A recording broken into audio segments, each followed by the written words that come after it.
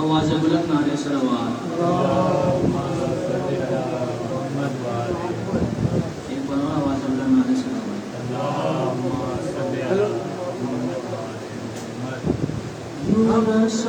بست نہ ہوتی کبھی بنت زہرا، میرا پاس جو ہوتا کون بلبے میں پھراتا مجھے یوں بے پردہ، میرا پاس جو ہوتا، میرا پاس جو ہوتا. آج تک میں نے سنا بھی نہ تھا بازار کا نام، ہاں میری ماں نے لیا تھا کبھی دربار کا نام. میں کہاں اور کہاں اہل جفا کا بلوا، میرا پاس جو ہوتا، میرا پاس جو ہوتا. کون ظالم میرے خیموں کو جلاتا کر، کون بیمار کو بستر سے اٹھاتا کر، کہاں جل سکتا تھا بے شیر کا ننھا جھولا، میرا پاس جو ہوتا، میرا پاس جو ہوتا. آج کوفے میں میری نعرہ صلوات. آج کوفے میں نہ ہوتی میری یہ بربادی، جہاں قیدی ہوں کہیں جاتی وہی شہزادی، شان کٹوا کے نہ سوتا جو میرا شہزادہ، میرا پاس جو ہوتا، میرا پاس جو ہوتا. اس طرح آل نبی جاتی نہ درباروں میں، نام زینب کا نہ لیتا کوئی بازاروں میں، کھانا آیت تک ہی نہ ہوتا رسوا، میرا پاس جو ہوتا، میرا پاس جو ہوتا. مارتا ہے سکینہ کو جو تماچے کوئی، پشت عابد پہ لگا جاتا ہے درے کوئی، نظر آتا نہ یہاں کوئی ستمگر زندہ، میرا پاس جو ہوتا، میرا پاس جو ہوتا. گود میں ماں کے ہمکتا لی اصغر میرا، کھینچتا آ کے کناتے لی اکبر میرا، رات بھر وہ میری خیمے کے تلایا پھرتا، میرا پاس جو ہوتا، میرا پاس جو ہوتا. میرے بچوں کو اگر موت نہیں آ جاتی، اپنے گھر میں بھی کبھی چاند سے بہوے لاتی، باندھتی اون محمد کے سروں پر صحرا، میرا پاس جو ہوتا، میرا پاس جو ہوتا. میں ہوں زینب میرے بھائی تھے حمیت والے، حوصلے والے، وفا والے، سجاد والے، دیکھ سکتا تھا نہ سورج کبھی میرا چہرہ، میرا پاس جو ہوتا، میرا پاس جو ہوتا.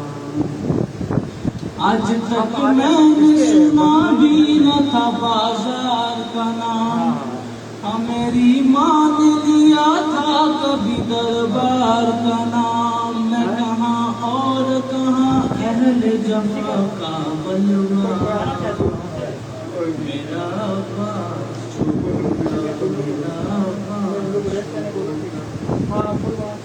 کون ظالم میرے خیموں کو جلاتا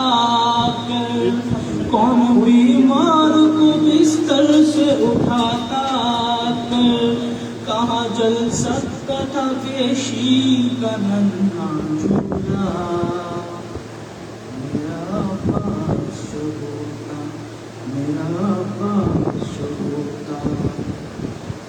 आज कूफे में ना होती मेरी ये बर्बादी, जहाँ कैदी हूँ कहीं जाती वहीं शहजादी। शान कटवा के जो सुल्ताना मेरा शहजादा, मेरा पास जो होता, मेरा पास जो होता। इस तरह आले नबी जाते न दरबारों में, नाम ज़ैनब का न लेता कोई बाजारों में। खाना आयत तत्हीर न होता रुसवा, मेरा पास जो होता, मेरा पास जो होता। मारता है जो सकीना तो तमाचे कोई, पुष्ट आबिद पे लगा जाता है दुर्रे कोई। नजर आता न यहाँ कोई सितमगर जिंदा, मेरा पास जो होता, मेरा पास जो होता। गोद में माँ के हूँ मकताली असगर मेरा, खींचता आके कनाते अकबर मेरा। रात भर वो मेरे खेमे का तलाया फिरता, मेरा पास जो होता, मेरा पास जो होता। मेरे बच्चों को अगर मौत नहीं आ जाती, चांद से बहुए मैं भी अपने घर लाती। बांधती औन मोहम्मद के सरों पर सहरा, मेरा पास जो होता, मेरा पास जो होता। मैं हूँ ज़ैनब मेरे भाई थे हमीयत वाले, हौसले वाले वफा वाले सजात वाले। देख सकता था न सूरज कभी मेरा चेहरा, मेरा पास जो होता, मेरा पास जो होता। नारे सलावत।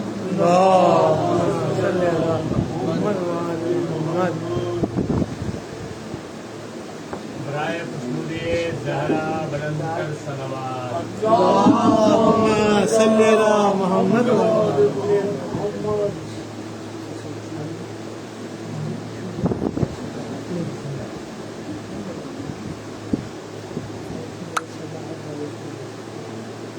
نعرے تلاوت۔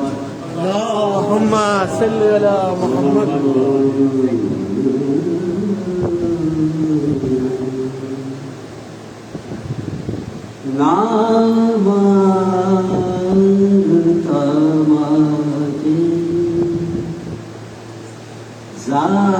ظالم سکینہ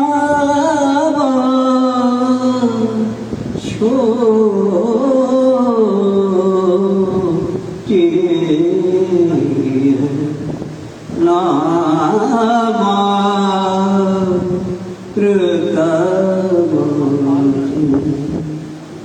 ظالم سکینہ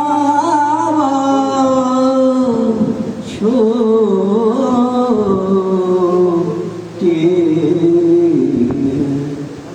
بہت تک گئی ہے بابا کو روتے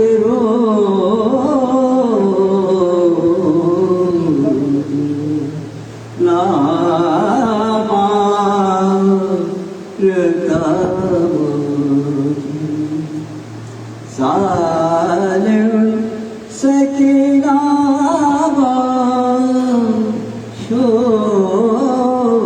چھوٹی کالوں سے چھینے گو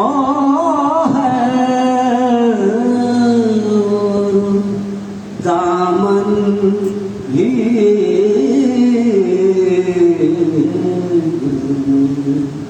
کار سے چھینے گا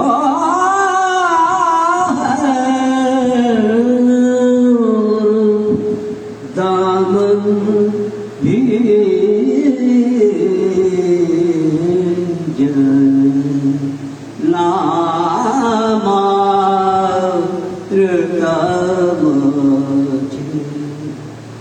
ظالم سکینہ چھوٹی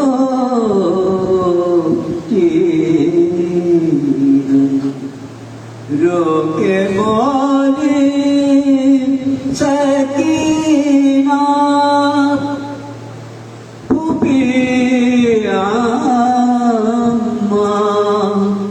میں کب گھر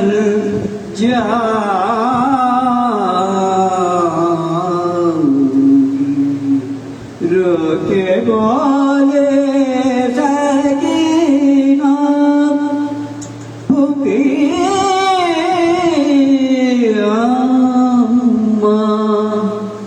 میں کب گھر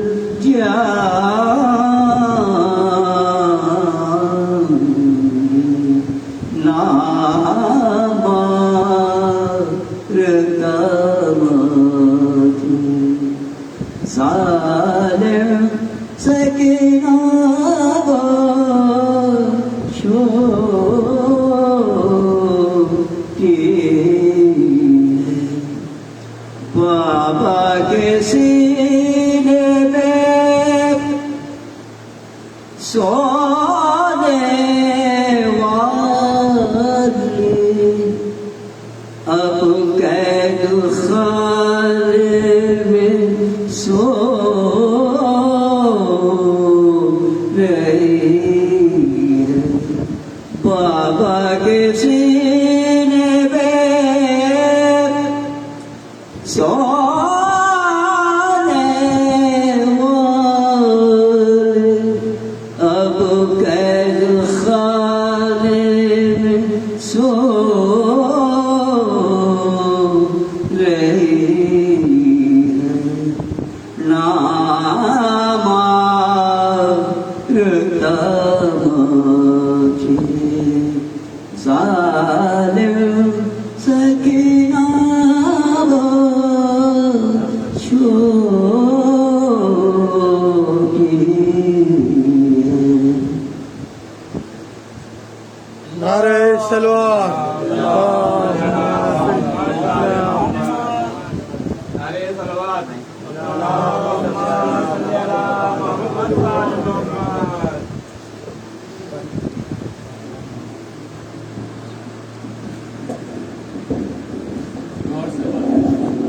اللهم صل على محمد وآل محمد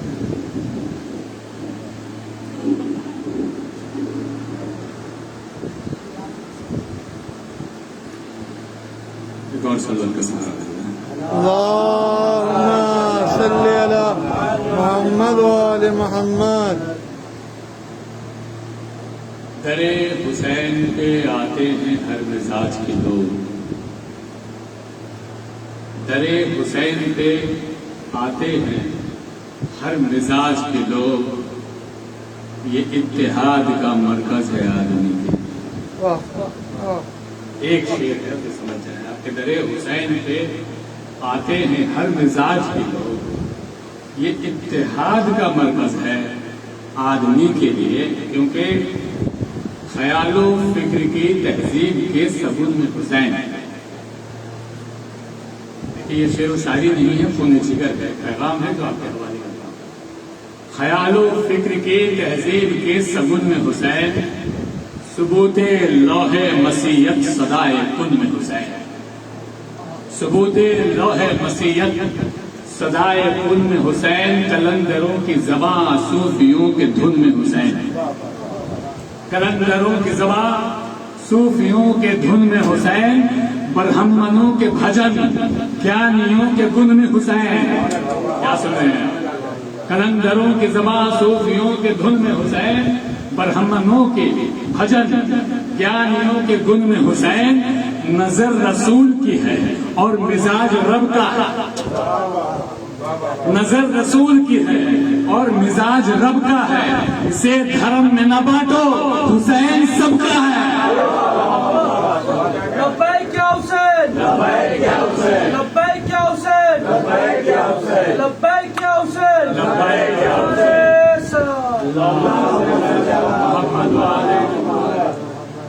آپ اکثر سنتے رہتے ہیں کہ کربلا غدیر کے بغض میں وقوع پذیر ہوا ہے۔ 4 مصرے جناب نیت رسوی کے آپ کے حوالے کرتا ہوں۔ جو کل حیات میں ایک بار محو خواب ہوا، یعنی سویا، ہجرت کی شرط، جو کل حیات میں ایک بار محو خواب ہوا، اسی کا نفس مسیحیت کا انتخاب ہوا۔ جو کل حیات میں ایک بار محو خواب ہوا، اسی کا نفس مسیحیت کا انتخاب ہوا، اور غدیر خم میں جو اوڑھے تھا مصلحت کی رضا۔ دیکھیں لفظوں کا سوداگر بولنے، ذرا سا بیدار ہو جائے آپ کہ غدیر خم میں جو اوڑھے تھا مصلحت کی رضا، وہ ظلم کرب و بلا آ کے بے نقاب ہوا، وہ ظلم کرب و بلا آ کے بے نقاب ہوا۔ اور جذبہ شوق شہادت کو کیا کیجیے، ہم سب جو عزادار یہاں بیٹھے ہیں، ایک جذبہ ہے جو ہمارے سینے میں سلگ رہی ہے۔ کل آقا نے اس حدیث کی ترجمانی کی کہ غم حسین مومنین کے دل میں اس طرح بستا ہے، جو سبب ہے کہ یہ گرمی کبھی ختم نہیں ہو سکتی، کبھی ٹھنڈی نہیں ہو سکتی۔ اسی نظریے سے یہ تعلق ہے کہ جذبہ شوق شہادت کو کیا کیجیے، اپنے ہاتھوں میں اپنا حصہ دے دیا۔ قتل ہونے سے آخر کہاں تک ڈریں، ہم قاتلوں کے محلے میں رہتے ہیں۔ جذبہ شوق شہادت کو کیا کیجیے، اپنے ہاتھوں میں اپنا حصہ لے لیا، اور قتل ہونے سے آخر کہاں تک ڈریں، قاتلوں کے محلے میں گھر لے لیا۔ ایک سلوات کا سہارا، ایک مسئلہ اور چند صاحب حاضر کر رہا ہوں کہ قبلہ آپ کے حوالے ہیں، بہت توجہ کا طالب ہوں۔ کربلا کے دشت میں منظر بمنظر آیتیں، کربلا کے دشت میں منظر بمنظر آیتیں، ایک قرآن شہادت اور 72 آیتیں۔ بولتے رہیے گا میرے ساتھ، ایک قرآن شہادت اور 72 آیتیں، جا نماز عشق پر پڑھ کر شہادت کی نماز۔ لفظوں کی قدر کر لیجیے گا، زبان کی شاعری ہے۔ جا نماز عشق پر پڑھ کر شہادت کی نماز، ہو گئی قامت میں ساری ہی برابر آیتیں۔ تیسرے مقتل جو تصویر پیغمبر نے اذان، تیسرے مقتل جو تصویر پیغمبر نے اذان، خود ہی کہنے لگ پڑی اللہ اکبر آیتیں، خود ہی کہنے لگ گئی اللہ اکبر آیتیں، اور آیتیں شامل ہوئی جو بولتے قرآن میں، آیتیں شامل ہوئی جو بولتے قرآن میں۔ کب ملی قرآن کو بھی ایسی منور آیتیں، کب ملی قرآن کو ایسی منور آیتیں، اور موجائے دریا نے اٹھ اٹھ کر پڑھا رنگ میں درود، موجائے دریا نے اٹھ اٹھ کر پڑھا رنگ میں درود۔ کربلا میں آئی جب سوکھے لبوں پر آیتیں، کربلا میں آئی جب سوکھے لبوں پر آیتیں، انبیاء کے سب صحیفے کرنے آئے ہیں سلام، انبیاء کے سب صحیفے کرنے آئے ہیں سلام، لائے ہیں شبیر مقتل سے اٹھا کر آیتیں، لائے ہیں شبیر مقتل سے اٹھا کر آیتیں، اور پردہ قوسین میں رب کی زبان خاموش تھی، پردہ قوسین میں رب کی زبان خاموش تھی، پڑھ رہا تھا نو کے نیزہ پر کٹا سر آیتیں، پڑھ رہا تھا نو کے نیزہ پہ کٹا سر آیتیں، پردہ قوسین میں رب کی زبان خاموش تھی، پڑھ رہا تھا نو کے نیزہ پر کٹا سر آیتیں۔ کون کہتا ہے کہ بس سوکھی لگی ہی سکتے ہیں، بہت توجہ اس شعر پہ ضائع نہ کیجیے گا، کون بہت ہی حساس مصرات کے حوالے کر رہا ہوں، سنیے گا ببلو بھائی۔ کون کہتا ہے کہ بس سوکھی رگیں ہی زد پہ تھی، کاٹتا ہے سجدے خالق میں خنجر آیتیں، کاٹتا ہے سجدے خالق میں خنجر آیتیں، اور خطبہ زینب انہی آیات کی تفسیر، خطبہ زینب انہی آیات کی تفسیر ہے، وہ جو تھی قرآن ناطق کی زباں پر آیتیں، وہ تھی جو قرآن ناطق کی زباں پر، بہت شکریہ، آیتیں، اور شام کی راہوں میں پائے سید سجاد پر، شام کی راہوں میں پائے سید سجاد پر، سجدہ کرنے آئی قرآن سے نکل کر آیتیں، شام کی راہوں میں پائے سید سجاد پر، سجدہ کرنے آئی ہیں قرآن سے نکل کر آیتیں، اور مدحت قرآن ناطق لکھ رہا تھا نور میں، مدحت قرآن ناطق لکھ رہا تھا نور میں، آ گئی اشعار کے پیکر میں ڈھل کر آیتیں، آ گئی اشعار کے پیکر میں ڈھل کر آیتیں، نعرہ حیدری، نعرہ صفدری، نعرہ بوزری، نعرہ کمبری، بلند نعرہ سلوات، نعرہ سلوات،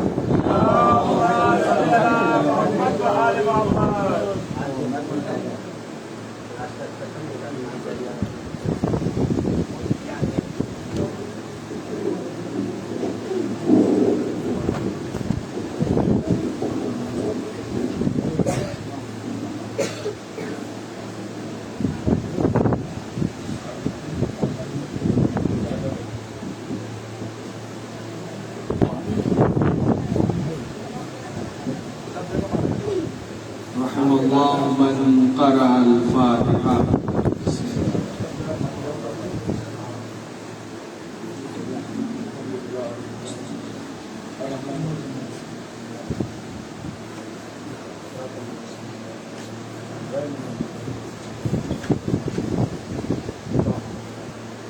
لا حول ولا قوة إلا بالله العلي العظيم۔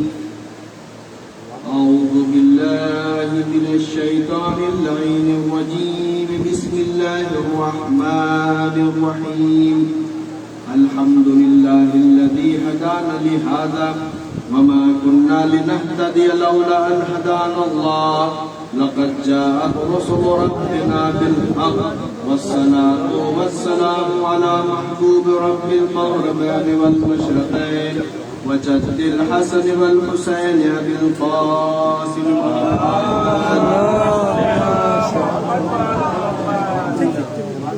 وعلى أهل بيته الطيبين الطاهرين، ولعنة الله على أعدائهم أجمعين من يومنا هذا إلى قيام يوم الدين، أما بعد، فقد قال الله تعالى في القرآن المجيد، بسم الله الرحمن الرحيم، ذلك ومن يعظم شعائر الله فإنها من تقوى القلوب۔ صلوات محمد قبل از اس کے کہ اس آیت کے ذیل میں اس کے متعلق میں کچھ بحث کروں، کچھ باتیں آپ کی خدمت میں پیش کروں، آپ حضرات سے گزارش ہے کہ جتنا ہو سکے سمٹ کر بیٹھے تاکہ آئندہ آنے والوں کے لیے جگہ مناسب ہو سکے، اور زیادہ سمٹ کر بیٹھے زیادہ بہتر ہوگا۔ آداب فرش اعضا یہی ہے کہ جتنا زیادہ ہو سکے لوگوں کو بیٹھنے کی جگہ دی جائے۔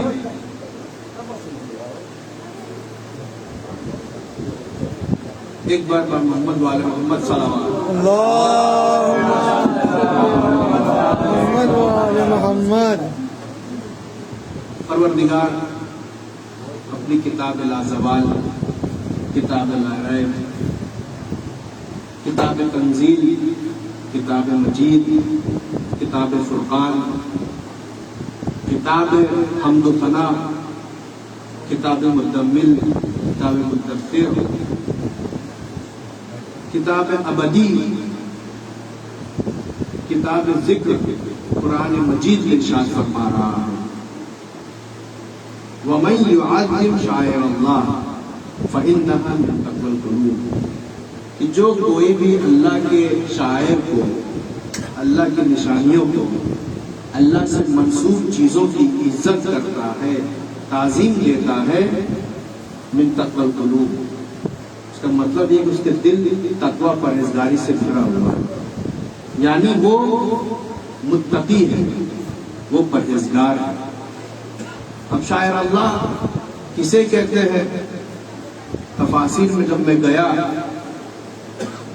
تو خود آیات کے ذیل میں جو شاعر اللہ جو قرآن میں جس کا ذکر ہے وہ میں آپ کو حضرت دوں۔ صفا و مروہ جو شاعر اللہ کی نشانیوں میں سے، زمزم اللہ کی نشانی، کعبۃ اللہ اللہ کی نشانی، انبیاء اللہ کی نشانی اور اس کے اوصیاء اللہ کی نشانی، رسول اللہ کی نشانی، ائمہ اطہار اللہ کی نشانی، قرآن مجید اللہ کی نشانی، قربانی کا جانور اللہ کی نشانی۔ یہ وہ ساری چیزیں ہیں جو قرآن میں خود بیان کی ہیں۔ اب اسے اللہ کی نشانی قرار کس نے دیا؟ مسئلہ تو یہ بھی ہونا چاہیے، صفا مروہ ہے کیا؟ دو پہاڑ کا نام ہے، صفا و مروہ دو پہاڑ کا نام ہے۔ اللہ نے اس پہاڑ میں کیا دیکھا کہ اسے اللہ نے کہا کہ شاعر اللہ ہے، یہ اللہ کی نشانیوں میں سے ہے۔ صفا و مروہ کا احترام اس لحاظ سے ہے کہ جناب ہاجرہ یعنی مادر اسماعیل ذبی اللہ ان دونوں پہاڑ کے درمیان سعی کی تھی، کوشش کی تاکہ اپنے بچے کو اسماعیل کو پانی پلا سکے۔ 7 مرتبہ آنا جانا چکر لگائی، اور یہی وجہ ہے کہ آج 7 مرتبہ چکر لگانا واجب قرار دیا گیا، 7 مرتبہ خانہ کعبہ کے طواف کرنا واجب قرار دیا۔ اگر لوگ صفا مروہ کے درمیان صحیح نہ کریں تو حج نہیں، یعنی احترام شاعر اللہ نے واجب قرار دیا اس بنا پر۔ دوسرا زمزم، آب زمزم کیوں محترم ہے؟ کیوں وہ شاعر اللہ اس کا احترام ہم کیوں کریں؟ وہ ہے تو ایک پانی، اس طرح سے عام پانی، ویسے وہ بھی خدا کی قدرت ایک ہے، لیکن اس سے خاص اہمیت حاصل کیوں ہے؟ اس لیے کہ جناب اسماعیل بھوکے اور پیاسے تھے، جناب اسماعیل خود اللہ کے نبی میں سے ایک تھے، بھوکے اور پیاسے تھے۔ ماں نے کوشش کی صفا مروہ کے درمیان چکر لگے، پانی کہیں بھی دستیاب نہیں ہوا، تو جناب اسماعیل اپنی ایڑیوں کو رگڑنے لگے۔ جب ایڑیوں کو رگڑا تو وہاں سے اللہ نے پانی کو پیدا کر دیا، یعنی چشمے کو جاری کیا اور اسے شاعر اللہ کا قرار دیا۔ بس یہ ہے، اسی طرح یعنی ایک نبی کہ پیر کے رگڑ کی وجہ سے وہ چشمہ پیدا ہوا، اللہ نے اسے شاعر اللہ کہہ دیا۔ اور یہ بھی روایت ہے کہ جو آب زمزم پیتا ہے وہ شفا یاب ہو جاتا ہے، اس کی پریشانیاں ختم ہو جاتی ہیں، دعائیں مستجاب ہو جاتی ہیں، بہت سارے فائدے ہیں۔ یہ ہم کیا ہمارے مسلمان بھائی اچھے سے بتائیں گے۔ اس کے آگے کعبۃ اللہ یعنی بیت الحرام، یہ اللہ کا گھر جو اللہ کی نشانیوں میں سے ہے۔ اس گھر کو جناب ابراہیم اور اسماعیل نے بنایا ہے، اس پوائنٹ پہ کہ جہاں سے زمین پہلے ہی شروع ہوئی، اور اللہ نے اسے اپنا گھر قرار دیا ہے، لہٰذا وہ اللہ کی نشانی ہے، شاعر اللہ ہے، اس کا احترام ہم پر واجب ہے۔ اور جو چیزیں اس سے متعلق ہیں، مثال کے طور پر خانہ کعبہ پہ اگر غلاف ہے وہ بھی لائق احترام ہے۔ میں آپ کو کسی ایک مقصد کی طرف لے کے جانا چاہتا ہوں، ایک نتیجے کی طرف، کہ آج لوگوں کے دماغ میں جو شک کے کیڑے گھوم رہے ہیں، رینگ رہے ہیں، اس آیات سے تفاسیر سے حل ہو جائے۔ ان کو خود غور کرنے کی ضرورت ہے کہ خانہ کعبہ جو شاعر اللہ ہے کسی کو انکار نہیں، تو خانہ کعبہ شاعر اللہ یہ مانتے ہیں، لیکن غلاف کعبہ شاعر اللہ کہاں سے ہو گیا؟ جو لوگ ہر ایک چیز پر حاذا بدعۃ، حاذا بدعۃ، حاذا بدعۃ، حاذا بدعۃ کا نعرہ لگاتے ہیں، یہ بدعت ہے، وہ بدعت ہے، وہ بدعت ہے، یہ حرام ہے، وہ ناجائز ہے، جو نعرہ لگاتے ہیں وہ یہ کیوں نہیں کہتے کعبہ شعار اللہ ہے، غلاف شعار اللہ نہیں ہے؟ ہم جب اشکال کرتے ہیں تو نہیں تم غلط سمجھ رہے ہو، چونکہ یہ غلاف خانہ کعبہ سے منسوب ہے، غلاف بیت اللہ سے منسوب ہے، لہذا وہ بھی شعار اللہ کے حکم میں آئے گا، اس کا بھی احترام ہم پر واجب ہے۔ ارے جب تم غلاف کعبہ کا احترام کرنے کے قائل ہو تو حسین کے نام پر جو ہم نظر و نیاز کرتے ہیں وہ کیسے بدعت ہو سکتا ہے؟ حسین ائمہ اطہار میں سے ہے، وہ بھی شعار اللہ ہے، تو اس کے نام سے جو منسوخ ہم جو کام انجام دیتے ہیں، کسی غریب کو مدد کرتے ہیں، وہ کیسے بدعت ہو سکتا ہے؟ آگے بڑھیں، انبیاء شعار اللہ ہے، جو اللہ کے نبی ہیں، جن میں سے بہت سے نبی جناب یعقوب ہے، جناب یوسف ہے، واقعہ بہت مشہور ہے، کل میں نے اس کی طرف ایک اشارہ کیا تھا، کنویں والا واقعہ، لیکن آج وہ نہیں بیان۔ جب جناب یعقوب یوسف کے جدائی میں گریہ کرتے ہوئے اپنی آنکھوں کی روشنی کھو دی، اور اب اللہ نے یہ چاہا کہ اب یعقوب کو شفاعت ملنے کی ضرورت ہے، اسے شفا ملنے کی ضرورت ہے، علاج ہونی چاہیے، اللہ چاہتا اس کی آنکھ کی روشنی پلٹا دیتا، لیکن اللہ نے ایسا کیا؟ ایسا نہیں کیا۔ لیکن میں نسبت سے کس طرح سے کوئی چیز کسی سے منسوب ہو جاتی ہے تو وہ بھی آپ کے حاجت کو پوری کر سکتے ہیں، وہ بھی آپ کی پریشانی کو ختم کر سکتا ہے۔ جناب یعقوب کی آنکھ کی روشنی نہیں ہے، اللہ چاہتا کن ہو جاتی روشنی، آنکھ کی روشنی پیدا ہو جاتی، آنکھ کی پتلیاں کالی ہو جاتی، لیکن اللہ نے ایسا نہیں کیا۔ اللہ نے کیا کیا؟ کہا ہے یوسف تمہارے پاس جو جناب ابراہیم کے جنت کا جو خلق لباس، جنت کا لباس ہے، وہ اپنے والد کو بھیج دو اور اپنے بھائی سے کہو کہ اپنے بابا سے جا کر یہ کہے کہ اس لباس کو اپنی آنکھ میں لگائے، آنکھ میں لگاتے ہیں ان کو شفا یابی حاصل ہو جائے گی، یعنی وہ دیکھنے لگے گے۔ یہ لباس ہے کیا؟ یہ تو کپڑا ہی تو ہے، جنت کا کپڑا ہے جو جناب ابراہیم کے پاس آئے، جناب ابراہیم نے جناب یعقوب سے پہلے، جناب یعقوب نے جناب یوسف کو دے دی، یہ تمہارے اجداد کی میراث ہے، لہٰذا تم رکھو۔ لیکن یہاں پہ اللہ کیا کہہ رہا ہے کہ یوسف اپنے بھائی سے کہو تاکہ اپنے باپ سے کہے کہ اس لباس کو اپنی آنکھوں میں لگائے۔ ایسا کیوں تھا؟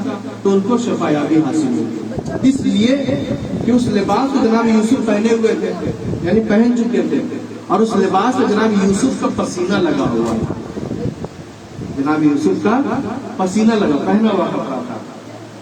تو اللہ یہ بتانا چاہتا ہے کہ چونکہ جناب یوسف کا پہنا ہوا کپڑا تھا، ہم یہ چاہتے ہیں کہ زمانے کو بتانا چاہتے ہیں کہ اگر یوسف نبی کا لگا ہوا پسینہ، پہنا ہوا کپڑا ایک نبی اپنے آنکھ میں لگا، آنکھ کی روشنی واپس ہو سکتی ہے،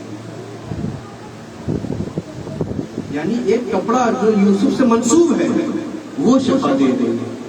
دنیا اس کو بدعت نہیں کہہ رہی ہے کہ یعقوب نے بدعت کر لیا، سوچنے کا مقام ہے۔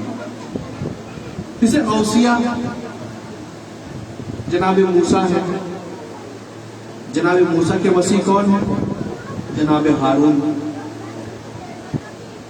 جناب موسیٰ کو جب یہ کہا گیا کہ موسیٰ تم جاؤ فرعون کے پاس اور جا کے فرعون کو پست کرو اور اسے اس کے سامنے توحید ثابت کرو، تو جناب موسیٰ کہتے ہیں پروردگار میں فرعون کو جانتا ہوں، پروردگار تو میرے زبان کو طاقت دے، قوت گویائی عطا کر، میرے دل میں ہمت دے، وسیع کر دے، اور میرے بھائی ہارون کو میرا مددگار قرار دے، میرے بھائی میرے ہارون کو مددگار قرار دے، یعنی یہ وسیع شاعر اللہ ہے، اس کو مددگار قرار دے۔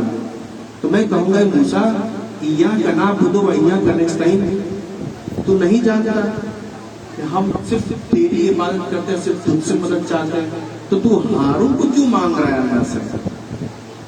جب اللہ ہر جگہ موجود ہے تو ہر جگہ تو جب بھی موسیٰ کے دربار، ہارون کے دربار، فرعون کے دربار میں بھی تو اللہ سے مدد مانگ لیتا، اللہ تیری مدد کر دیتا. تو یہ کیوں کہے پروردگار میرے بھائی ہارون کو میرا مددگار قرار دے، میرے ہارون ناصر قرار دے، کیوں کہہ رہا ہے؟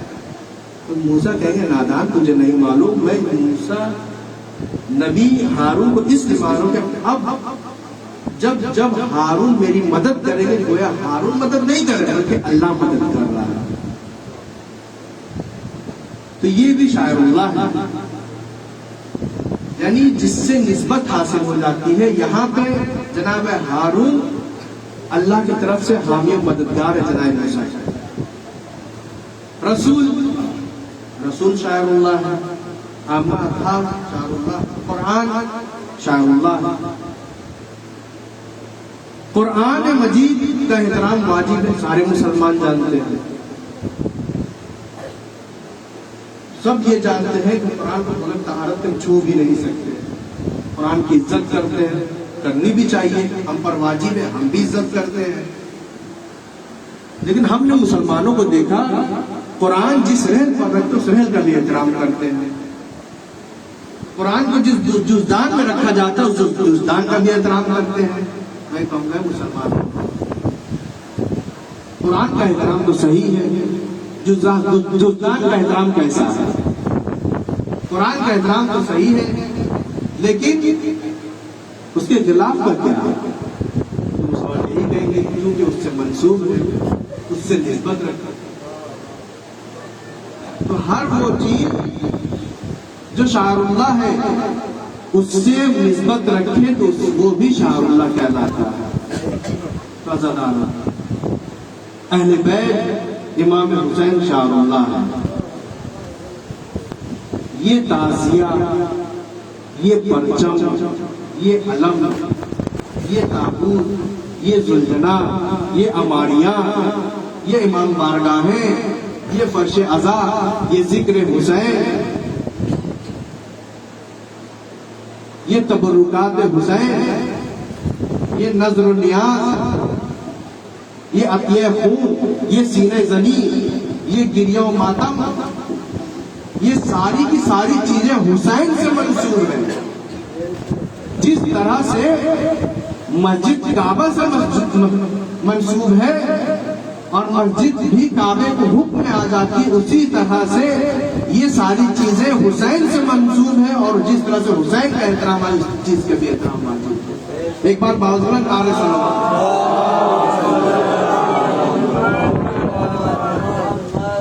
یہ تو بہت آگے کی بات ہے. آپ دیکھ لیں ایک شخص رسول اللہ کی خدمت میں آیا، وہاں تو وہ چیز منسوب بھی نہیں تھی لیکن منسوب قرار کیا گیا. جیسے کہ لوگ بولتے نہیں وہ تم تو خود منسوب کرتے ہو، ورنہ اسلام نے بیان نہیں کیا. ٹھیک ہے، منسوب کرنا بھی اسلام سے ثابت ہے. کسی چیز کو منسوب کرنا بس وہ حلال ہونی چاہیے، جو اسلام کے خلاف والی چیز ہے منسوب کرتے ہیں وہ بھی لائق احترام ہو جاتا ہے. وہ کیسے؟ ایک شخص رسول کی خدمت میں آیا اور کہتا ہے یا رسول اللہ میں بہت پریشان ہوں، میری ایک خواہش تھی، وہ خواہش میری پوری نہیں ہو رہی. رسول اللہ نے کہا تمہاری کون سی خواہش تھی بتاؤ. کہنے لگا یا رسول اللہ میری بہت بڑی خواہش یہ ہے کہ میں جنت کے چوکھٹ پہ سجدہ کرنا چاہتا ہوں.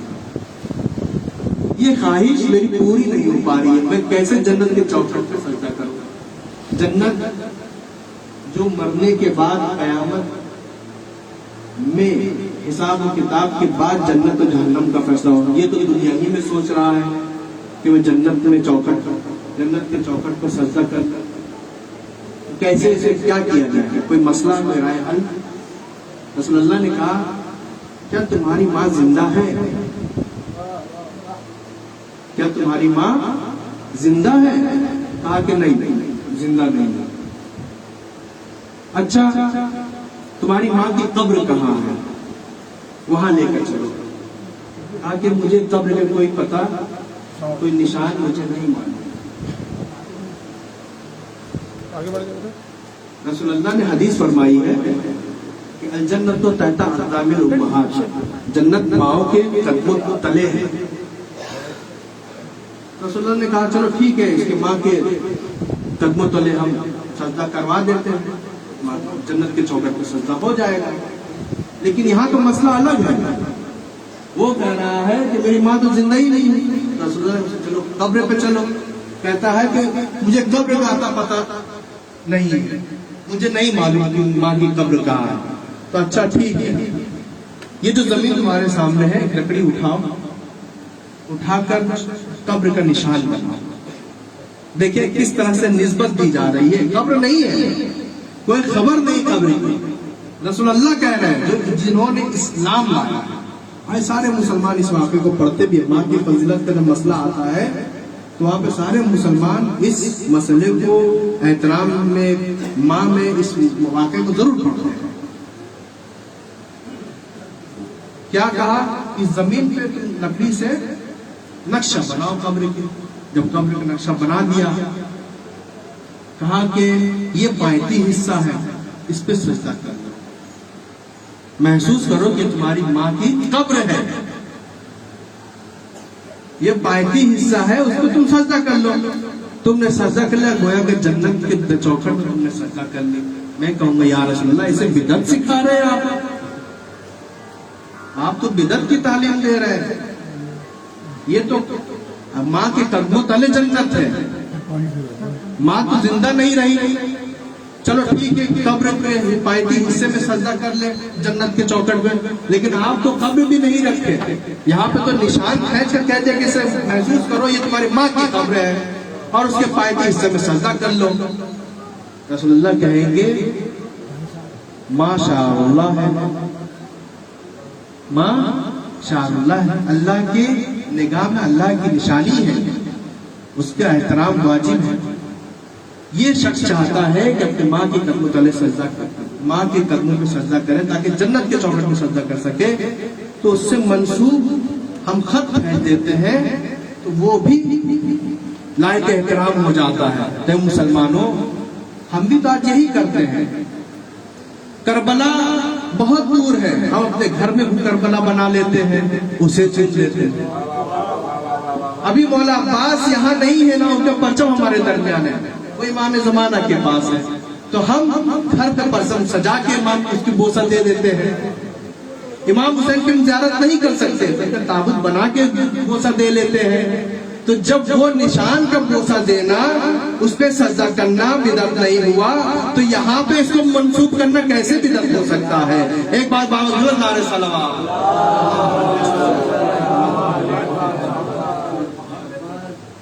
تو شعار اللہ احترام واجب ہے۔ اس کے بعد اہل بیت کی محبت میں جب منسوب ہوگا، یہ شعار اللہ ہے، اہل بیت کی محبت جو ہمارے دلوں میں ہے، جو کبھی بھی ٹھنڈ پڑنے والی نہیں ہے، اس محبت میں ڈوب کر اگر آپ پیدل بھی چلتے ہیں نا، وہ بھی شعار اللہ ہے۔ اس محبت میں ڈوب کر کسی نیک کام کا انجام دے رہے ہیں، وہ بھی شعار اللہ ہے۔ کیوں؟ اس لیے کہ منسوب من الحسین ہے، امام حسین سے منسوب ہے۔ اب کیسے ثواب مل سکتا ہے؟ ہم نے بہت ساری حدیثیں روایتیں آپ حضرات کی خدمت میں بیان کی ہیں، یوں ہی میں بات نہیں کر رہا ہوں، ساری حدیثیں اور روایتوں کو میں لے کر آتا ہوں اپنے ساتھ کہ آپ کو جو اس کو دیکھنا وہ ڈائریکٹ دکھا دوں، لکھ کر لاتا ہوں، صرف زبانی نہیں کہتا۔ بہت زیادہ ثواب ہے اگر کوئی پیدل بھی چلتا ہے، جیسے آپ جلوس نکالتے ہیں، یہ عزائے متحرکہ ہے، عزاداری متحرکہ یعنی حرکت والی عزاداری ہے۔ آپ حرکت میں ہیں تو بھی عزاداری کر رہے ہیں۔ ایک عزائے ساکن یعنی ایک جگہ ٹھہرے ہوئے ہیں، وہاں عزاداری کر رہے ہیں، یعنی ٹھہری ہوئی عزاداری، جیسے مجلس برپا کرنا، ایک جگہ بیٹھ کر کریا کر لینا، فضائل اہل بیت کو بیان کرنا، مسائل اہل بیت کو بیان کرنا، یہ ساکن یعنی ساکن والی ٹھہری ہوئی ہے۔ ایک متحرک عزاداری ہوتی ہے، جیسا جلوس نکالنا، انجمن کے دستے نکالنا، یہ سب متحرک عزاداری ہے۔ تو یہ ساری کی ساری چیزیں ثواب رکھتے ہیں، شعار اللہ ہے۔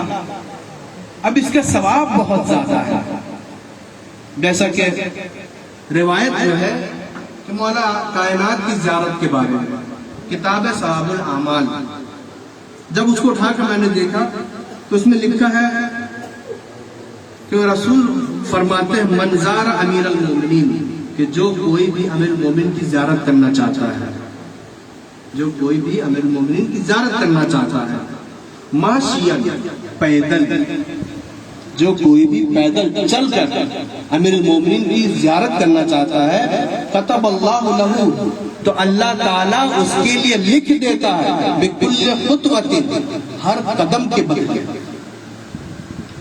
حجۃ و عمرہ، ایک حج اور عمرے کا ثواب۔ ایک حج کا خرچ کتنا معلوم ہے؟ 6 سے 8 لاکھ روپے کا خرچہ ہے۔ یہاں پہ ایک حج اور عمرے کا ثواب اللہ تعالیٰ زیارت میں جو پیدل آپ چل رہے ہیں اس کا ہر قدم پہ دے رہا ہے، تو سوچے کتنے اہمیت کا عامل ہے۔ اس کے بعد فَإِن رَجَعَ مَاشِيًا كَتَبَ اللَّهُ لَهُ بِكُلِّ خُطْوَةٍ حَجَّتَيْنِ وَعُمْرَةً، اور جب زیارت کر کے پلٹ کے آ رہے ہیں پیدل تو اس کے ہر قدم پہ 2 حج 2 عمرے کا ثواب اللہ دے رہا ہے، یعنی پیدل چلنے کا یہ آگے۔ لیکن امام حسین کی زیارت اس سے برعکس ہے، اس سے زیادہ، مولا کہتے ہیں ایک حج پلٹنے کے وقت 2 حج اور 2 عمرے کا ثواب، لیکن امام حسین کے لیے امام حسین کی زیارت ان کی قربانی کی وجہ سے جدا ہے، یعنی اس کا ثواب ایک دم الگ انداز میں ہے۔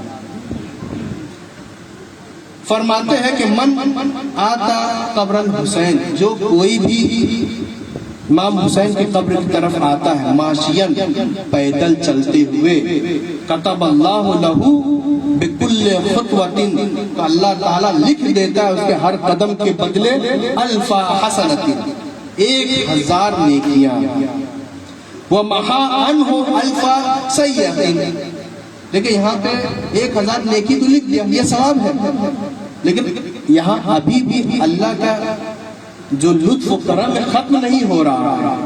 میں بعد میں یہ بھی بتاؤں گا اللہ کا لطف و کرم کتنا زیادہ ہوتا ہے، اللہ کا لطف و کرم یہاں پہ ختم نہیں ہوا، بلکہ اللہ آگے یہ ہے کہ وَمَحَا عَنْهُ أَلْفَ سَيِّئَةٍ، اور 1000 نیکی کے ساتھ ساتھ اللہ اس کے 1000 گناہ کو مٹا بھی دیتا ہے، ثواب کے ساتھ ساتھ آپ کے گناہوں کو بھی مٹایا جا رہا ہے۔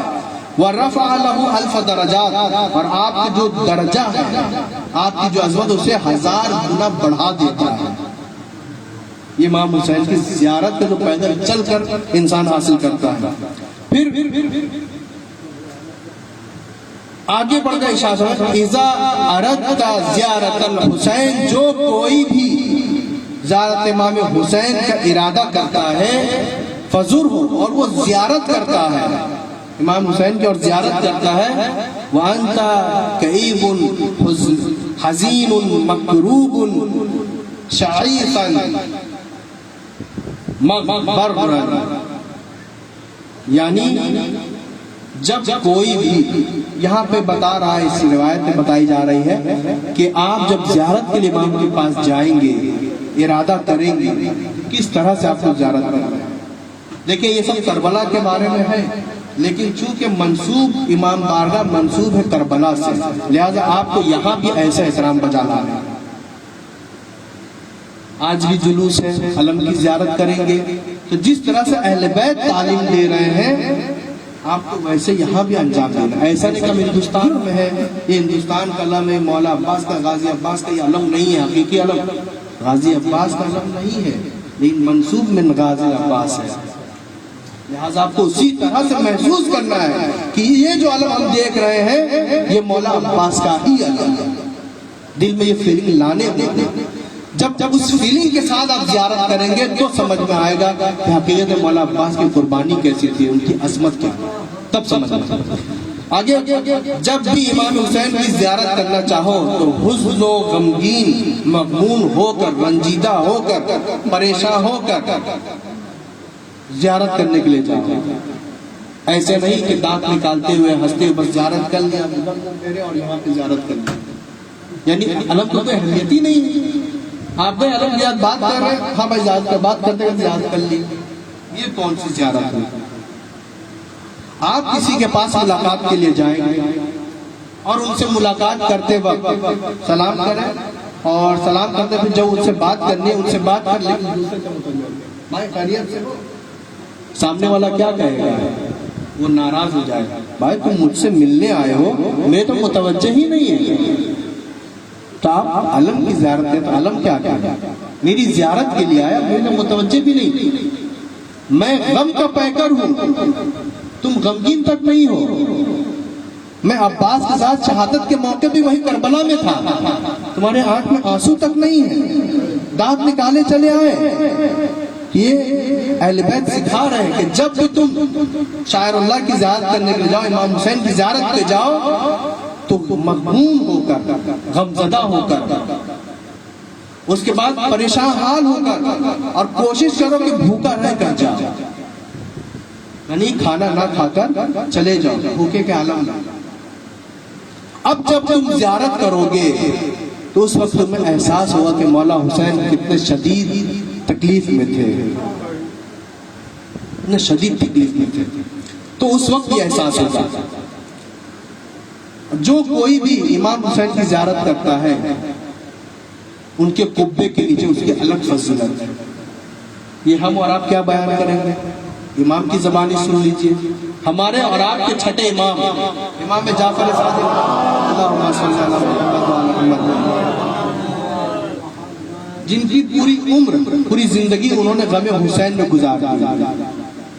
عزائے محرم جب آتے ہی ان کے چہرے پر سے ہنسی ختم ہو جاتی, کبھی بھی مسکراتے نہیں تھے ہمیشہ.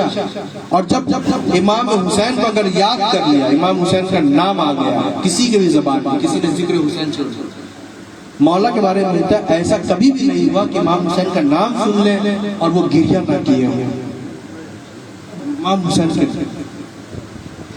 مصائب کربلا کو پڑھنے کے بعد امریکہ کے سائنس نے جب تحقیق کی پورے مصائب کے کربلا کو پڑھنے کے بعد اس نے ایک جملہ کہا, کوئی شخص حسین کا نام سنے اور گریہ نہ کرے اس کو ڈاکٹر کو دکھانا چاہیے کہ حسین کے نام اس نے سن لیا اور اس کے آنکھ میں آنسو تک نہیں آیا, یہ غمگین تک نہیں ہوا, ایسا کیسے ہو سکتا ہے؟ یعنی ایک یہودی محقق یہ کہہ رہا ہے.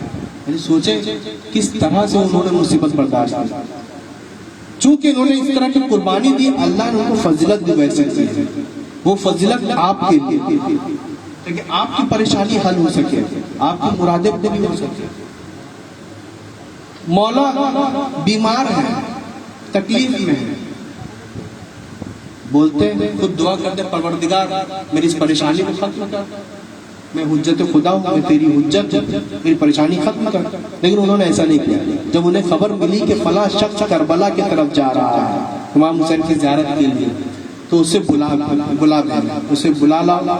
جب خدمت میں آیا تو اسے ایک تھیلی دینار اسے بھر کر, اتنا اس میں تھا کہ وہ آرام سے زیارت کرتا, آرام سے رہتا, اس کے بعد واپس بھی گھر آتا, پھر بھی اس کے پاس سال بھر کے خرچ ہوتا. مولا نے اتنا پیسہ اسے اس کے حوالے کیا. میں پیسہ بولا جو وہاں دینار استعمال ہوتا, دینار اس کو اتنا زیادہ دیا. اور اسے کہنے لگے کہ دیکھو تم جب جاؤ گے تو قبہ حسینی کے نیچے میری شفایابی کے لیے دعا کرنا. وہ شخص عام انسان تھا, مسلمان تھا. وہ کہنے لگا مولا آپ تو خود حجت خدا ہے, امام حسین کی حجت خدا ہے, آپ کی حجت خدا, آپ تو وارث حسین ہیں, آپ امام حسین کے پاس ان کے قبہ کے نیچے دعا کرنے کے لیے کس لیے کہہ رہے ہیں؟ آپ ڈائریکٹ خدا کے سامنے ہاتھ بلند کیجئے, معاف کر آپ کی شفایابی ہو جائے گی. امام نے کہا یہ فضیلت امام حسین کو حاصل ہے, یہ اس کے قبے کو حاصل ہے کہ مجھ جیسا حجت خدا بھی وہاں پر اپنی شفایابی کے لیے دعا کرواتا ہے. تو جب بھی امام بارگاہ جائیں اس کے قبے کے نیچے آپ آئیں, یہ محسوس کیجئے کہ ابھی جو ہم آئے والد حرم امام حسین ہیں. ہو کر مولا عباس کے پرچم کو پکڑ کر جو آپ کی پریشانی اور آنکھ میں آنسو لا کر ان کی مصیبت کو یاد کرتے ہوئے دعا کہ پروردگار امام حسین پر یہ پریشانیاں لاحق ہوئی ہیں، پروردگار ان کے توسط سے میری پریشانی کو دور کر دے تو آپ کی پریشانیاں ختم ہو جائیں۔ یہ چھٹے امام تھے۔ ہمارے اور آپ کے 10ویں امام امام علی نقی علیہ السلام، اللہم صلی اللہ علیہ وسلم۔ جب وہ بیمار پڑے، چونکہ ان کے ایک صحابی تھے جناب خراسانی، ایرانی تھے وہ، اکثر امام ہادی کی جو روایت انہوں نے ہی نقل کی، ان سے کہا کہ تم دیکھو فلاں شخص کربلا جا رہا ہے، اسے بلا لاؤ۔ اسے لایا اور امام نے بھی اسے پیسہ دیا، جیسا سیم واقعہ ہے، پیسہ دیا اور کہا کہ قبے کے نیچے میری شفا یابی کے لیے دعا کرنا۔ وہ شخص پیسے تو لے انکار تو کر نہیں سکتا، لیکن ایمان کا کچا تھا، سمجھداری نہیں تھی۔ امام جب بول رہے ہیں تو بنا چون چرا کے اسے قبول کرنا چاہیے۔ اس نے قبول تو کر لیا لیکن بڑبڑاتا ہوا نکلا، کہنے لگا حجت خدا ہے اور حجت خدا کے پاس بھیج رہے ہیں کہ دعا کی جائے، کیا خود یہ اپنے لیے دعا نہیں کر سکتے؟ تو جناب خراسانی جو تھے، چونکہ وہ امام کے بہت خاص صحابی تھے، ان کو اچھا نہیں لگا کہ ایک عام انسان، ایک عام چاہنے والا وہ امام کو ایسا کہہ رہا ہے کہ حجت خدا ہے تو خود اپنے لیے دعا کر لیتے، کیوں ہمیں وہاں بھیج رہے ہیں؟ تو امام کی خدمت میں آیا، کہا کہ مولا ایسے سے بات۔ امام نے کہا کہ یہ صرف قبہ حسینی کی فضیلت اللہ نے ان کی شہادت کے بدلے دیا ہے کہ جہاں پہ معصوم کی بھی دعائیں قبول ہو رہی ہیں۔ جب معصوم کی دعائیں قبول ہو رہے ہیں تو ہم اور آپ کیا ہیں؟ ہمیں تو بطور کے اولا وہاں پہ دعا کرنے کی ضرورت۔ تو یہ ساری چیزیں، اب یہ سب لطف و عنایت اللہ کیوں دے رہا ہے؟ اللہ امام حسین اس لیے کہ ان کی شہادت کی، ان کی قربانی، ان کی تکالیف۔ جب عالم ارواح میں سارے لوگ تھے، جتنے انبیاء تھے، سب سے کہا کہ ایک زمانہ آئے گا جب ظلم و جور، حاکم ظالم و جابر ہوگا اور وہ اپنے آپ کو خلیفۃ اللہ کہلائے گا، میرے دین کا انکار بھی کرے گا، شراب بھی پیے گا، اور جو اسے روکے گا وہ قتل بھی ہوگا، بلکہ وہ صرف قتل نہیں بلکہ اس کے بال بچے بھی قتل ہوں گے، اس کے عورتوں کے سروں پر سے چادریں بھی چھینی جائیں گی، خیمے میں آگ بھی لگائے جائیں گے۔ یہ وعدہ لیا گیا۔ جتنے بھی نبی کے سامنے جب یہ پیش کیا گیا، جتنے بھی نبی تھے سب نے کہا پروردگار قربانی دینے کو تیار تو ہوں لیکن اس طرح کی قربانی میں نہیں دے سکتا۔ جتنے بھی نبی تھے، جب یہ نوبت چلتے چلتے آئی، انبیاء کا سلسلہ ختم ہوا، امامت کے سلسلے امام حسین کے تک یہ وعدہ جب پہنچایا گیا، امام حسین نے کہا کہ پروردگار میں اس وعدے کو پورا کروں گا، اور پورا بھی کیا۔ تو لہٰذا اللہ تعالیٰ نے یہ فضیلت دی ہے کہ اب جو کوئی بھی چیز امام حسین سے منسوب ہو جائے گی، اللہ تعالیٰ اس میں بندوں کے لیے شفا یابی رکھا گیا۔ آپ جلوس میں جائیں گے، وہاں کچھ لوگ ملیں گے جو شربت بانٹ رہے ہوں گے، شربت نہیں تو سادہ پانی ہی صحیح، ٹھنڈا پانی، کچھ لوگ ایک دم سادہ پانی بانٹ رہے ہوں گے، گلاس بھی اتنا اچھا نہیں ہوگا، پلاسٹک کا گلاس ہوگا۔ آپ جانتے ہیں اس پانی کی عظمت کیا ہے؟ جو کوئی بھی اس دنیا میں کسی پیاسے کو پانی پلاتا ہے، اللہ تعالیٰ آخرت اسے پیاسا رہنے نہیں دے گا۔ یہ صرف امام حسین سے منسوب بات نہیں کہہ رہا، آپ مسلمانوں کی ساری کتابیں کھول کر دیکھ لیجئے، پیاسے کو پانی پلانے کا ثواب دیکھیے اس میں۔ جو کوئی بھی ایک پیاسے کو پانی پلاتا ہے، اللہ تعالیٰ قیامت کو اسے پیاسا رہنے نہیں دے گا۔ جو کوئی بھی بھوکے کو کھانا کھلاتا ہے، اللہ تعالیٰ اسے بھوکا رہنے نہیں دے گا، اسے رزق ملے گا۔ تو یہ تو اگر کوئی امام حسین کے نام پہ پانی پلائے تو پھر کیا عظمت ہوگی۔ قرآن مجید میں اللہ تعالیٰ فرماتا ہے ان الفضل بید اللہ یؤتیہ من یشاء، بے شک فضل و کرامت اللہ کے ہاتھ میں ہے۔ فضیلت دینا اللہ کے ہاتھ میں، جسے چاہے وہ دے۔ تو امام حسین کو اگر فضیلت دینا تو اس میں تعجب کی کون سی بات ہے؟ جب اللہ تعالیٰ ہر ایک کو فضیلت دے سکتا ہے، جسے چاہے، یوتی من یشاء، جس کسی کو بھی چاہے اللہ فضیلت دے، ہو سکتا ہے اس بچے کو دے دے، آپ بول نہیں سکتے کیوں دے دیا، اللہ جسے چاہے فضیلت دے دے۔ موسیٰ کے عصا کو جب فضیلت دے دی، یوسف کے کرتے کو جب فضیلت دے دی، موسیٰ کے ہاتھ ید بیضا کو جب فضیلت دے دی تو کسی کو انکار نہیں ہوا۔ جب امام حسین سے منسوب چیزوں کو فضیلت مل جائے تو لوگوں کو انکار، تو لوگوں کو یہ آیت دکھانے کی ضرورت ہے۔ سورہ آل عمران آیت 73 یاد رکھ لیجیے، جب کوئی کہے کہ اللہ جب کسی کو بھی چاہتا ہے وہ فضیلت دے سکتا ہے، ان الفضل بید اللہ، فضل و کرامت اللہ کے ہاتھ میں ہے، یوتی ہے من یشاء، جسے چاہتا ہے اللہ دیتا ہے۔ دوسرے سورہ نور میں آیت نمبر 38 میں اللہ ارشاد فرما رہا ہے وَيَزِيدَهُمْ مِنْ فَضْلِهِ وَاللَّهُ يَرْزُقُ مَن يَشَاءُ بِغَيْرِ حساب، اللہ چاہے، اللہ جسے بھی چاہے جتنا بھی زیادہ بے حساب و کتاب فضیلت دینا چاہتا ہے، رزق دینا چاہتا ہے، یہ اللہ کے ہاتھ میں ہے۔ ہم اور آپ کون ہیں کہ اللہ کیسے فضیلت دے سکتا ہے؟ جب اللہ تعالیٰ فضیلت دینے کا وعدہ خود کر رہا ہے تو ہم اور ہم بندے جو خاکی پیکر میں بنے ہوئے، جو نسیان سے پیدا ہوئے، جو ایک نجیس پانی سے پیدا ہوئے، وہ کیسے معصوم پر اشکال کر سکتے ہیں؟ وہ کیسے اللہ کی آیت پر انکار کر سکتے ہیں؟ اشکال نہیں کر سکتے۔ ہاں، یہ سب جو فضیلتیں ہم نے سنائی، یہ سب امام حسین کے متعلق ہے۔ میں اس لیے بیان کر رہا ہوں تاکہ آپ کو بھی پتہ چلے کہ جس عزاداری کے لیے آپ اپنا وقت صرف کر رہے ہیں، یہ عزاداری کوئی معمولی چیز نہیں ہے، یہ شاعر اللہ، اس کی اہمیت جانیں، اس کا احترام ضروری ہے۔ آج عزاداری کے ذریعے سے اسلام زندہ ہے، کل حسین کے ذریعے سے اسلام زندہ رہا، آج حسین کے عزاداری سے اسلام زندہ ہے، ہم زندہ ہیں، ہم سانس لے رہے ہیں۔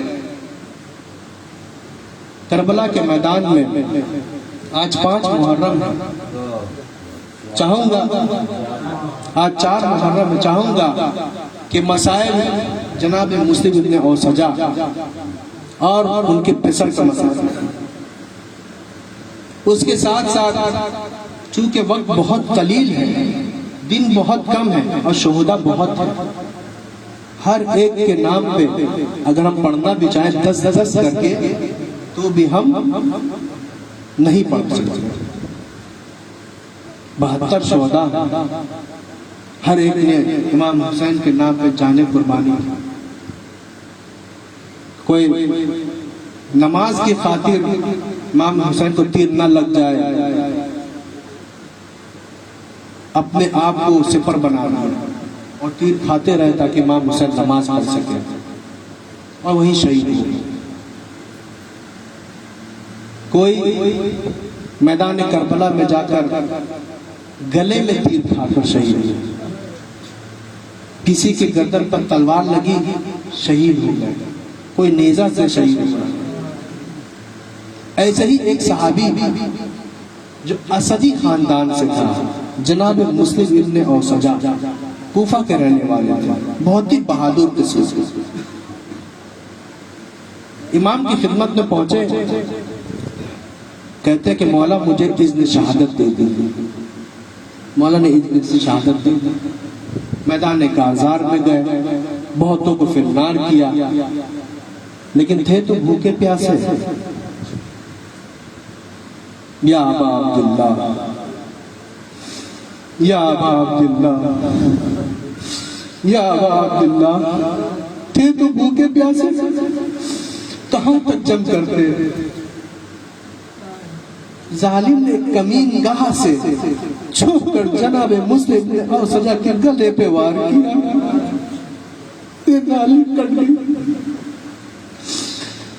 اس کے باوجود ابھی بھی جناب مسلم نے اوسجا گھوڑے پر سے نہیں گرے، کسی کسی نے نیزہ مارا، اب جناب مسلم نے اسدہ سنبھل نہیں پایا، گھوڑے پر سے زمین پر گر گئے۔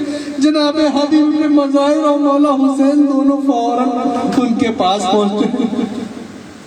جناب حبیب کہتے ہیں مسلم کوئی وصیت ہو تو کر دو، گلا کٹا ہوا ہے۔ کیسے وصیت ہے؟ آپ جانتا کہ گلا کٹ جائے تو بولنے میں کتنی دشواری ہوتی ہے، لیکن جناب مسلم نے سجا نے کوئی وصیت کیا کی؟ اپنے بیٹے کے لیے نہیں، اپنی فیملی کے لیے نہیں، اپنی دولت کے لیے نہیں، بلکہ کہا اوصیک بہذا، میں تمہیں وصیت کرتا ہوں اس کے لیے، بس اتنا کہہ سکے، اس کے بعد وہ زندہ نہیں رہے۔ اس کے مطلب کیا؟ اسی کو بہذا کہ اے حبیب ابن مظاہر، میں جا رہا ہوں، حسین کو تنہا نہیں چھوڑنا، حسین کو تنہا نہیں چھوڑنا۔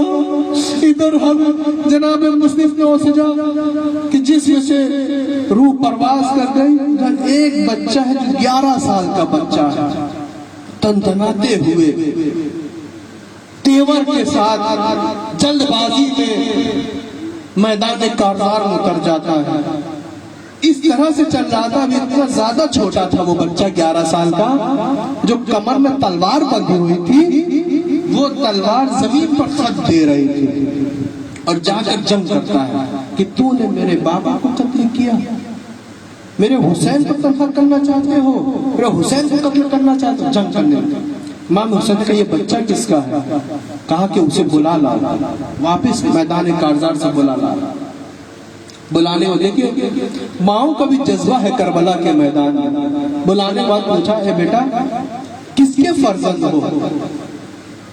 جب بچے نے یہ دیکھا کہ مولا حسین مجھے کس کے فرزند ہو، کہہ دیتا میں مسلم ابن اوسجا کا بیٹا ہوں، یا اپنا نام بتا دیتا، لیکن اس کا جملہ سن امام حسین کو بہت، امام حسین وہی رونے لگے۔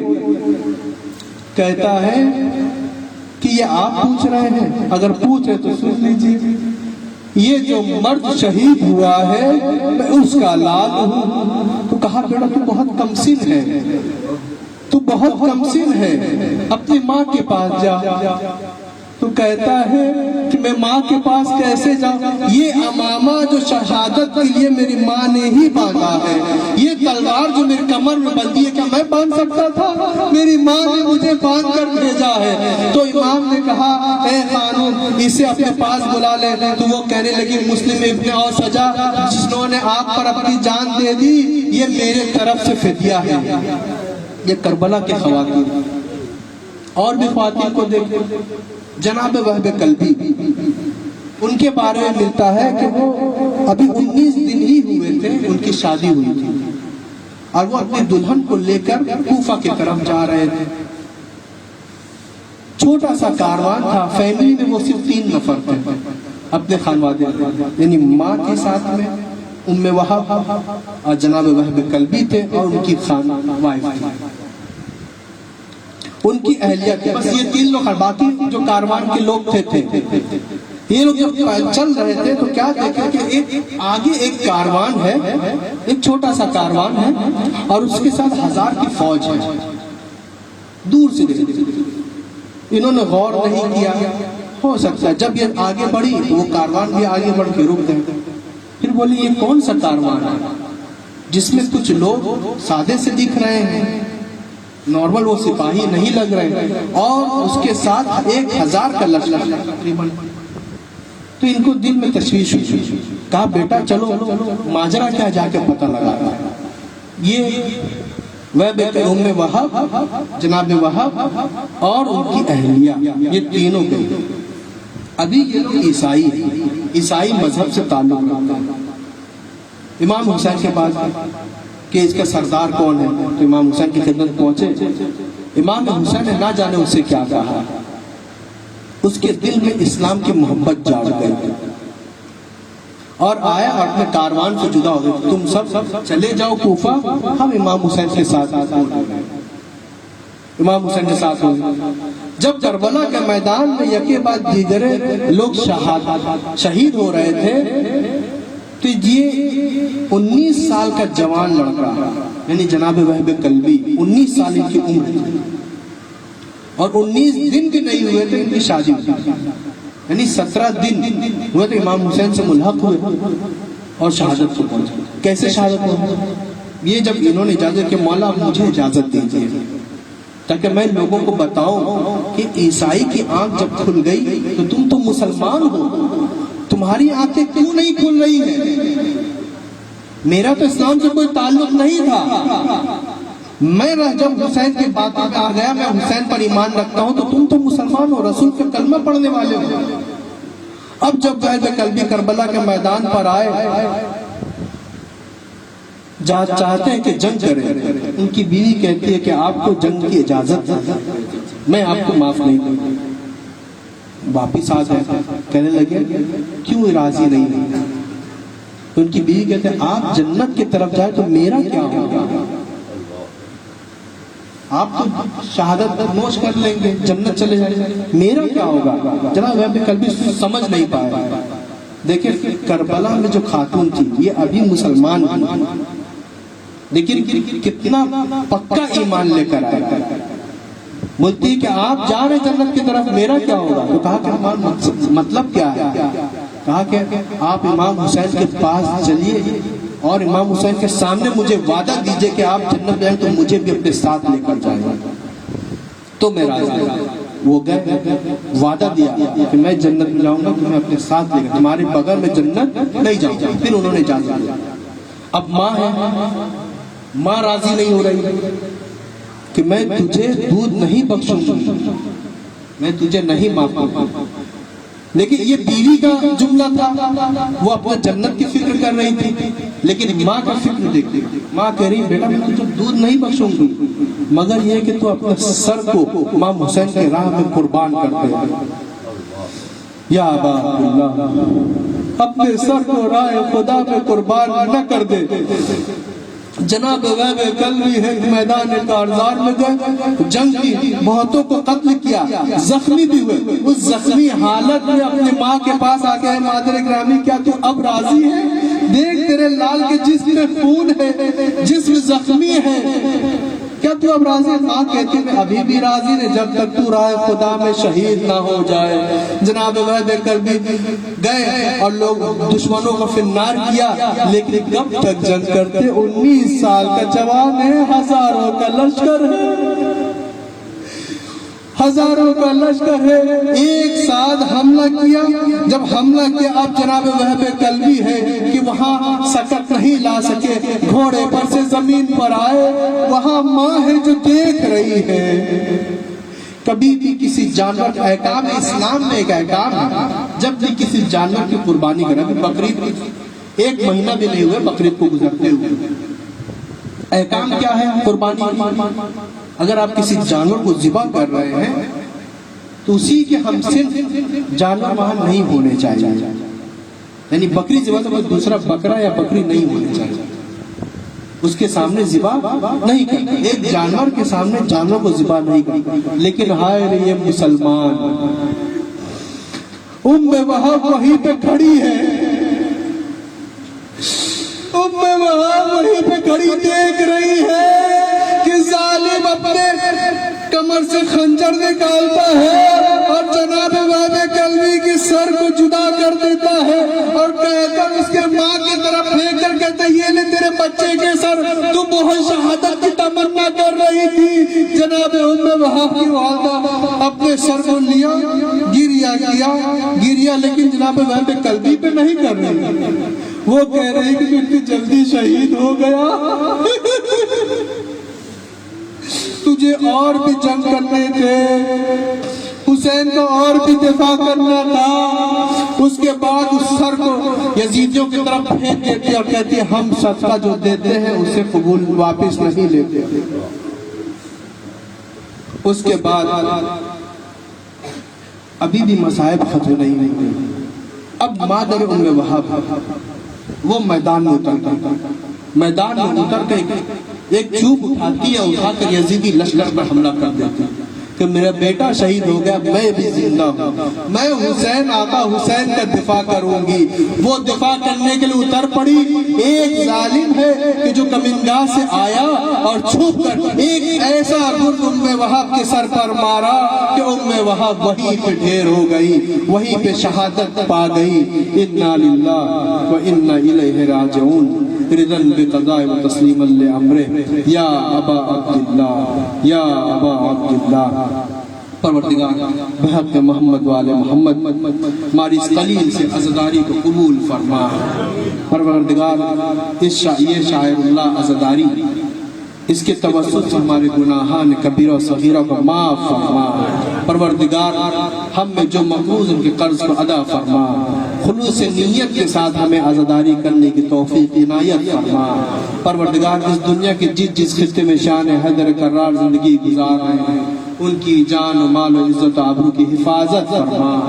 وارث عزا، وارث فرس عزا، وارث حسین کے ظہور میں تعجیل فرما، اور ہم کو ان سب ان کے مخلص و عوان و انسان شمار فرما۔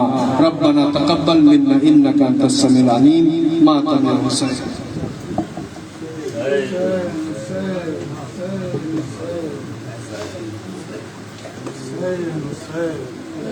یا حسین زندہ باد، یا حسین زندہ باد، یا حسین زندہ باد،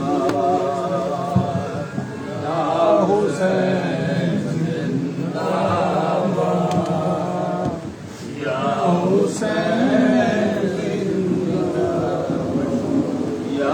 حسین زندہ باد، یا حسین زندہ باد، یا حسین۔ جواب دیا بادشاہ،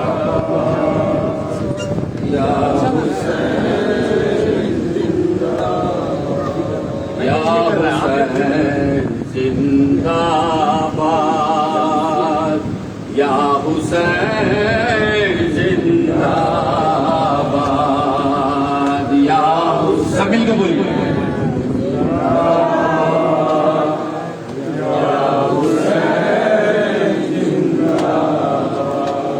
کہہ رہی ہے کرب و بلا، یا حسین زندہ باد، یا حسین زندہ باد، اے دل علی و فاطمہ، یا حسین زندہ باد، یا حسین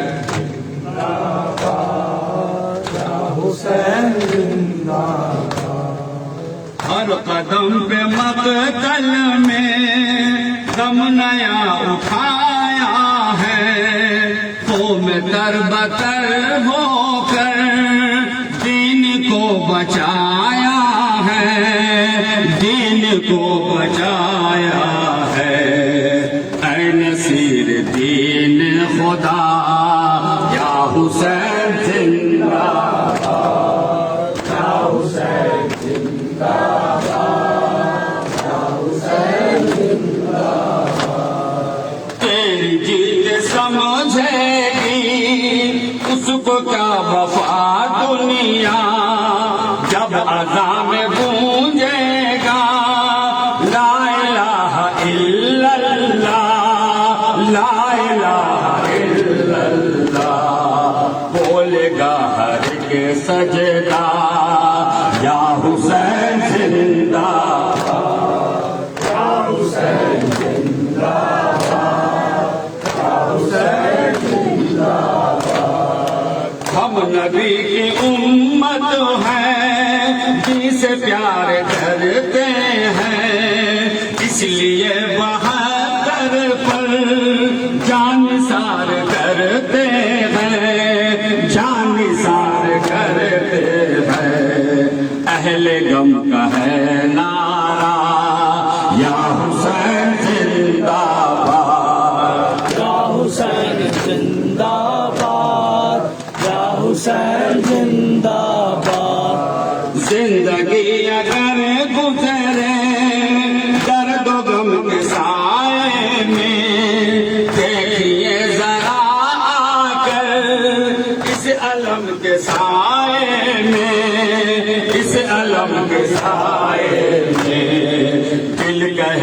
خود مولا یا حسین زندہ باد یا حسین زندہ باد یا حسین زندہ باد شرم کیسی دوری کیا دل کے چین کا ہو جا خود کی طرح زیارت کر حسین کا ہو جا کر حسین کا ہو جا کچھ نہ دیکھے دنیا یا حسین زندہ باد یا حسین زندہ باد یا حسین زندہ باد کس نے اپنے بیٹے کی لاش خود اٹھائی ہے کس نے اپنے اصغر کی قبر خود بنائی ہے قبر خود بنائی ہے رو کے کہتا ہے سہرا یا حسین زندہ باد یا حسین زندہ باد یا حسین زندہ باد زیر دیگ جب آیا لا الہ مقتل میں بن گئے شہ والا کی پناہ مقتل میں کی پناہ مقتل میں سرخ رو ہوا کعبہ یا حسین زندہ باد یا حسین زندہ باد یا حسین زندہ باد یہ جلوس ماتم کا اور یہ تعزیہ داری کیوں نہ ہم کہیں ان کو شاہ سے وفاداری شاہ سے وفاداری ہر زباں کا ہے نعرہ یا حسین زندہ باد یا حسین زندہ باد یا حسین زندہ باد نانا سے جو وعدہ تھا وہ کیا وفا تم نے خون تر بتر ہو کر دی کو دی بقا تم نے دی کو دی بقا تم نے سرخ رو ہوا کعبہ یا حسین زندہ باد بکتا سبا حسین زندہ باد یا حسین زندہ باد آنے والا آئے گا جب بھی غیب سے اصغر تم نے بھی یہ دیکھنا تم نے دیکھنا تب اس گھڑی کا یہ منظر یا علی کہیں ہوگا یا حسین زندہ باد یا حسین زندہ باد یا حسین زندہ باد آنے والا آئے گا جب غیب سے اصغر تم بھی دیکھنا تب اس گھڑی کا یہ منظر اس گھڑی کا یہ منظر یا علی کہیں ہوگا یا حسین زندہ باد یا حسین زندہ باد یا حسین زندہ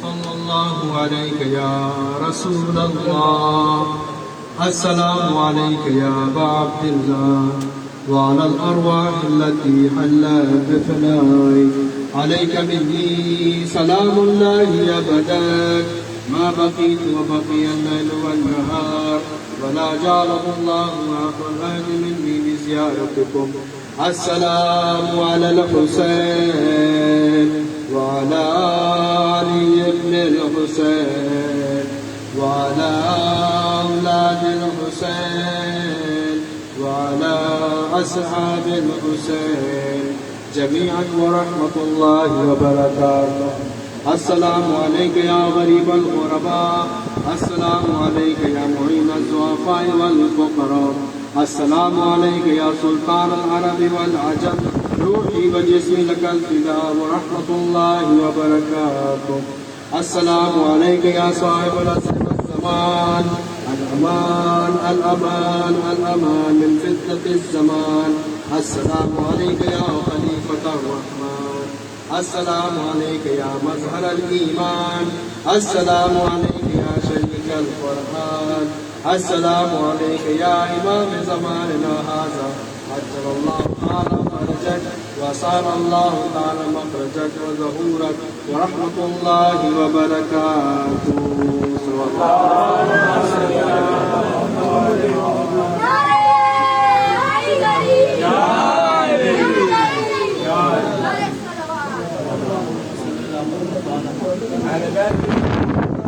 بے شمار لعنت بے شمار